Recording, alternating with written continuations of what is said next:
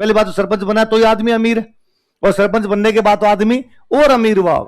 तो दादाजी वापस कहते हैं, अरे 3 बार सरपंच बन गया, पिछले 3 बार जो सरपंच रहा वो बर्बाद हो गया, उनके पास बाद में पैसे नहीं बचे।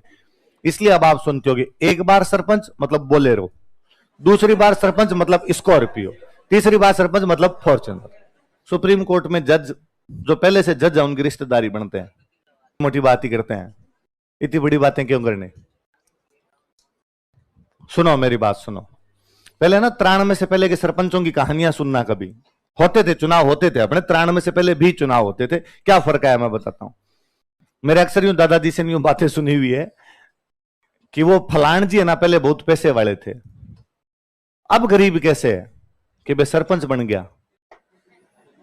क्या बन गए थे कि वो सरपंच बन गए थे, उसके बाद गरीब हो गए। तो अपना अगला स्वाभाविक सवाल होता है, सरपंच बनने से कैसे गरीब हुए। सरपंच बनने, पहली बात तो सरपंच बना तो ये आदमी अमीर है, और सरपंच बनने के बाद तो आदमी और अमीर हुआ। तो दादाजी वापस कहते हैं, अरे 3 बार सरपंच बन गया। कितनी बार बन गए थे? 3 बार। लगता है 3 बार बन गए तो और ज्यादा अमीर हो जाने चाहिए, फिर गरीब कैसे हुए।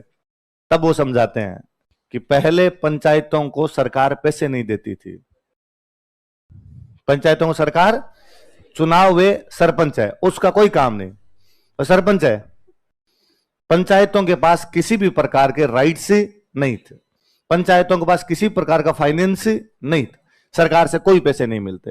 इसलिए हुआ क्या, एक बार 1970 के आसपास सरकार ने करवाई चुनाव, और चुनाव करवा का फलान जी 5 साल के लिए सरपंच, फलान जी बन गए। आदमी चौधर के चक्कर में बन भी जाता था, छोटा मोटा कोई काम होता वो कर भी लिया करता था, और बंदे को लगता कि नहीं यार मैं सरपंच हूं इस गांव का। अब 70 से 75 वो 1 साल, मैं एग्जैक्टली वो भूल रहा हूं, पर 70 के दशक की लगभग बात है। एक बार सरपंच बने 5 साल के लिए, अगले 5 साल बाद वापस चुनाव करवाने, अब तो फिक्स है। अगली बार सरकार ने कहा चुनाव नहीं करवाएंगे, जो पिछला उसी को वापस बना दो। वो रोया कि ना है मैं नहीं बनूंगा, क्या नहीं तू 5 साल और है। तो कितने साल हो गया, 10 साल बाद वापस चुनाव करवाने सरकार को। सरकार ने कहा मरने दो रे, कौन चुनाव करे, एक बार इसको और बना। वो यूं ढां ढां करके रोया कि ना मैं नहीं बनना है, पर उसका तो एक बार और रहा। तो बंदा कितने साल हो गया, 15, इतने में लुट गई डूबिया उसकी। होता क्या था कि आप सरपंच हो, सरकार की तरफ से तो कुछ मिलते नहीं, पर गांव के अंदर कोई काम तो आपको करने पड़े। गांव में सरपंच के वैसे ही काम है, हॉस्पिटल आ गया तो सरपंच लेके जाए, इधर बेचारे को भागना तो पड़े, हारी बीमारी के काम तो गांव वालों को करने पड़े। कोई अफसर आया तो किसी घर पे रुकेगा सरपंच के, कोई जइये नहीं ना आए तो किसी घर रोटी खाएंगे सरपंच के, कोई 5-7 आदमी और आगे गांव में रात बासा लेंगे तो किसके लेंगे, सरपंच के। सरपंच मर जाता बेचारा। इसलिए 3 बार जो सरपंच रहा वो बर्बाद हो गया, उनके पास बाद में पैसे नहीं बचे। 1993 के अंदर पंचायती राज व्यवस्था को राइट्स दिए गए, पंचायती राज व्यवस्था को फाइनेंस के अधिकार दिए गए कि इनके पास पैसा भी आएगा और तुम भी ये काम करवा सकते हो। संविधान के अंदर ये संशोधन करके इस व्यवस्था को संवैधानिक दर्जा दिया गया, वित्तीय अधिकार दे दिए गए। क्या दे दिए गए? इसलिए अब आप सुनते होगे, एक बार सरपंच मतलब बोलेरो, दूसरी बार सरपंच मतलब स्कॉर्पियो, तीसरी बार सरपंच मतलब फॉर्च्यूनर। ये जो क्राइटेरिया है ना, ये 24 अप्रैल 1993 है। क्या है? 24 अप्रैल 1993। तो जो सरपंच का चुनाव जीते हैं, सरपंच का चुनाव लड़ते हैं, उनको कौन सी तारीख याद रखनी चाहिए? 24 अप्रैल 1993। इससे पहले वाले सरपंच भूखे मरते थे, और इसके बाद वाले सरपंच बोलेरो स्कॉर्पियो फॉर्च्यूनर की तरफ पहुंचे। ये अंतर है, बात समझ में?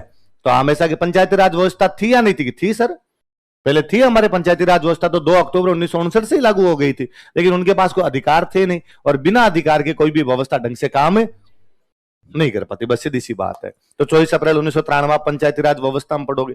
24 अप्रैल 1993 अपने और पढ़ते हैं कि 24 अप्रैल 1993 को अपने सुप्रीम कोर्ट का एक बहुत अच्छा जजमेंट है, केशवानंद भारती। कौन सा जजमेंट है?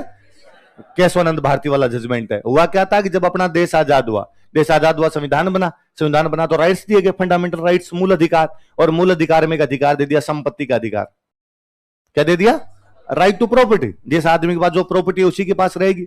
लेकिन बाद में सरकार के दिमाग में है कि यार किसी आदमी के पास तो प्रॉपर्टी है, 5000 बीघा जमीन पड़ी है, और किसी आदमी के पास जमीन है ही नहीं। असमान वितरण, इनइक्विलिटी है डिस्ट्रीब्यूशन के अंदर, कई लोगों के पास में जमीन ज्यादा और कई लोगों के पास जमीन नहीं। तो सरकार ने कहा कि right to property fundamental right नहीं है, और फंडामेंटल राइट से हटा के उसको केवल लीगल राइट बना दिया। कैसा राइट बना दिया? लीगल राइट बना दिया। अब वो फंडामेंटल राइट नहीं, फंडामेंटल राइट नहीं इसका मतलब सरकार कभी भी जमीन छीन सकती है, और सरकार ने छीनी सरकार ने कहा साहब एक आदमी से अधिक जमीन नहीं रख सकता, इसलिए जिनके पास जमीनें ज्यादा हमें दो रहे।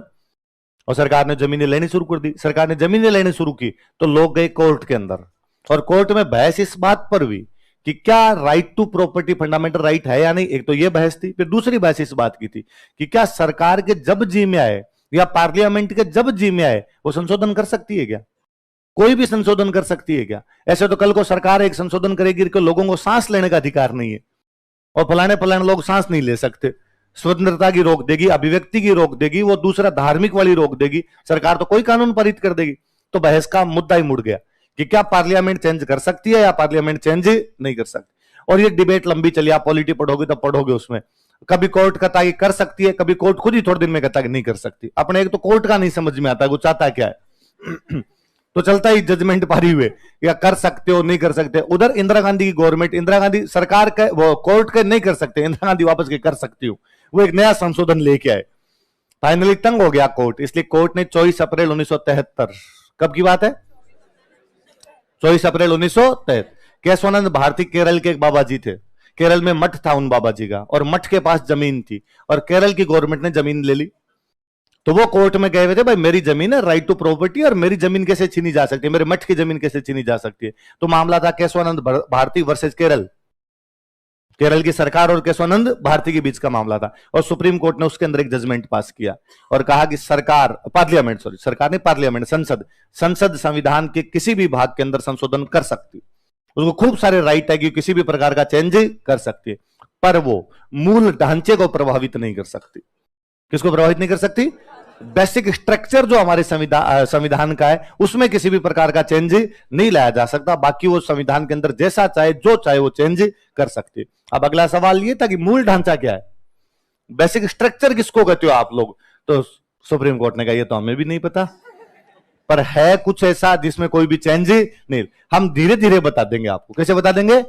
फिर धीरे धीरे सुप्रीम कोर्ट ने बताया। उसने किसी मामले के अंदर कहा कि धर्मनिरपेक्षता, सेक्युलरिज्म, ये भारतीय संविधान का मूल ढांचा, लोकतंत्र, डेमोक्रेसी, ये भारतीय संविधान का मूल ढांचा है। मतलब इसका मतलब कोई सरकार कभी ये नहीं कह सकती कि साहब लोकतंत्र समाप्त, अब लो तानाशाही लाएंगे, ये तो कम से कम हमारे संविधान के अंदर नहीं किया जाता। धर्मनिरपेक्षता को किसी प्रकार से संविधान के अंदर नुकसान नहीं पहुंचाया जा सकता। तो उनका हम समय समय पर ऐसा बताते रहेंगे। बाद में क्या, सुप्रीम कोर्ट में एक लफड़ा है। अच्छा, सुप्रीम कोर्ट के जज कैसे बनते हैं?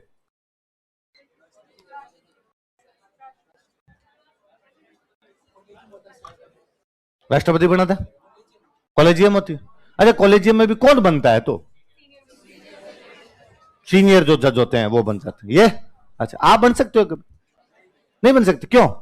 आप में से कोई आदेश लग जाए बाद में बन जाए सुप्रीम कोर्ट का जज? हाँ, हमारे सुप्रीम कोर्ट के जजों वाला मामला बेहद पेचीदा है। सुप्रीम कोर्ट में जज जो पहले से जज है उनकी रिश्तेदारी बनते हैं।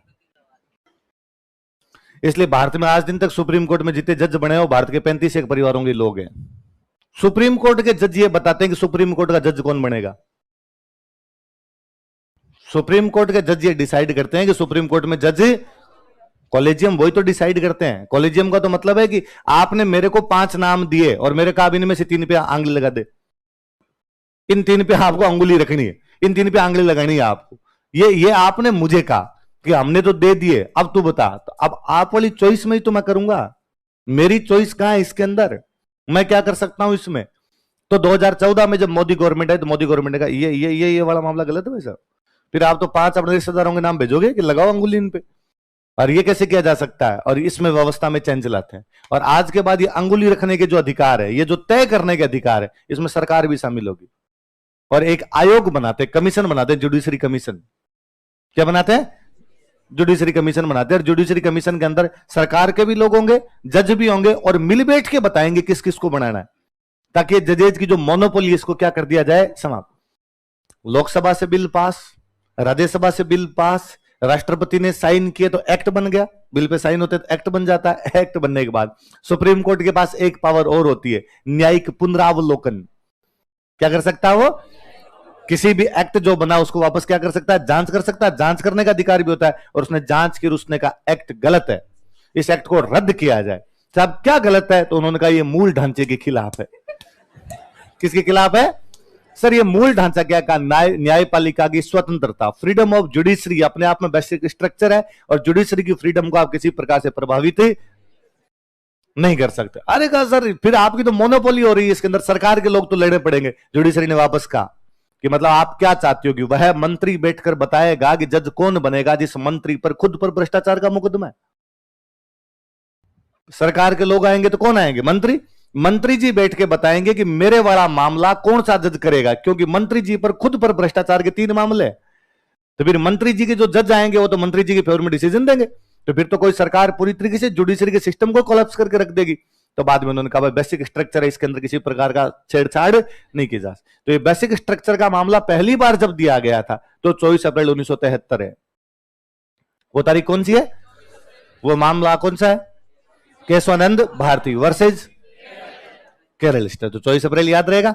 और जिस दिन 24 अप्रैल 1973 को केशवानंद भारती वाले मामले का डिसीजन आ रहा था, उसी दिन बॉम्बे के अंदर पैदा हो रहा था सचिन रमेश तेंदुलकर। सचिन तेंदुलकर उसी दिन पैदा हुआ है जिस दिन केशवानंद भारती का डिसीजन आया। भारतीय संविधान में केशवानंद भारती और भारतीय क्रिकेट में कौन आ गया? सचिन रमेश तेंदुलकर। उधर भी मूल ढांचा, इधर भी मूल ढांचा ही था। भारत की क्रिकेट को तो यदि किसी ने क्रिकेट बनाया वास्तव में तो वो कौन है? सचिन है। 2-3 पीढ़ियां तो उसी के तले दब के रह गई। सचिन सचिन ही था चारों तरफ। तो 24 अप्रैल आपको खूब सारी याद करनी पड़ेगी, याद हो जाएगी। आपने राजस्थान जी के 24 अप्रैल कहां याद करोगे? मेवाड़ प्रजामंडल कब बना था बताओ देखे? 24 अप्रैल 1938। केशवानंद भारती वाला मामला कब आया? 24 अप्रैल 1973। ये पंचायती राज व्यवस्था वाला संविधान संशोधन कब लागू हुआ? 24 अप्रैल 1913। जन्मदिन भूल सकते हो खुद का, लेकिन 24 अप्रैल नहीं भूल सकते। याद रहेगा आप 24 अप्रैल आपके। अब संस्थापक कौन कौन थे लिखो।